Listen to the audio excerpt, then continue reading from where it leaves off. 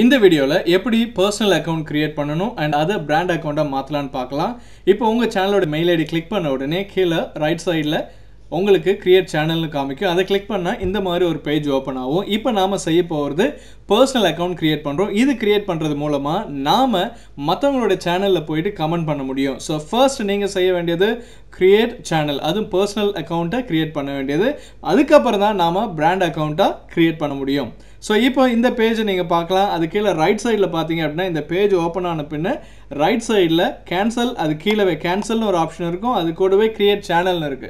அந்த கிரியேட் சேனல்ன்றதை நான் கிளிக் பண்ணிட்டா நமக்கு personal account கிரியேட் ஆயிடும். இப்போ உங்களுக்கு காமிக்கிறேன் பாருங்க. எஸ் கிரியேட் சேனல் நான் இப்போ அதை கிளிக் பண்ணிட்டேன். இப்போ எனக்கு personal account கிரியேட் ஆக போகுது.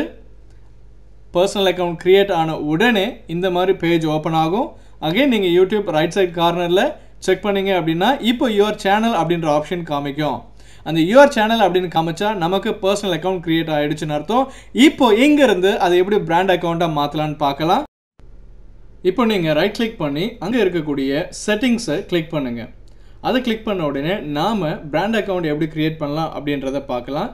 இங்க இந்த மாதிரி ஒரு பேஜ் ஓபன் ஆகும். இப்போ நீங்க பார்க்கிறது brand account எப்படி கிரியேட் பண்றதுக்கான ஆப்ஷன்ஸ் காமிக்க போற பேஜ். இல்ல கிரியேட் a new channel இருக்கு இல்லையா?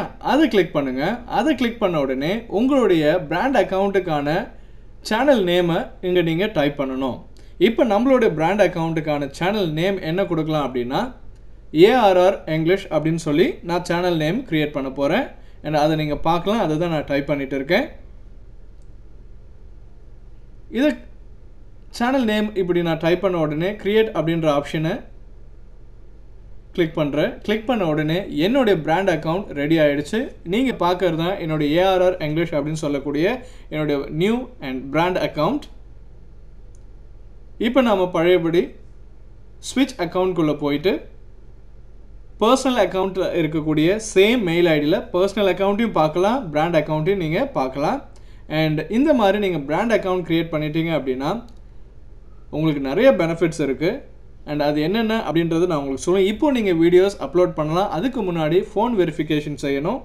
and அது கூடவே ஒரு சில செட்டிங்ஸ் enable பண்ணனும். அது என்னன்றது அடுத்த வீடியோல கொடுத்திருப்பேன். அது description link இருக்கு, பாத்துக்கோங்க. மீண்டும் சந்திப்போம். நன்றி.